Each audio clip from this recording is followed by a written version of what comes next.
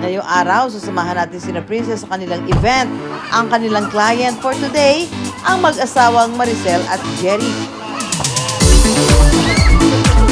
Siyempre, summer, naisip namin na i-enjoy ng kids. Naisip po namin na i-book na lang ng inflatable. Sila na rin yung magsiset up for you, less hassle. Mapaprivate namin. So, walang ibang mabatang kahalo. Kundi mga invited lang namin. So, mas panatag kami doon. Sa mga bagets at kids at heart, kaya rin na magtampisaw sa inflatable pools mula 3,500 hanggang 4,000 pesos. May kasama ng puzzle mats at nag-uumapaw na plastic balls. Bukod sa transportation fee na nakadepende sa layo ng location, 1,000 pesos lang ang reservation fee na ibabawas din sa total rate. Pwede ito magamit mapa outdoor o indoor sa loob ng 8 oras. Kung hindi bet ang gimmick na wet inflatable, carry ring waterless o hindi lagyan ng tubig. Wala na raw dapat problemahin dahil ang team na ni Princess ang magsiset up para sa inyo.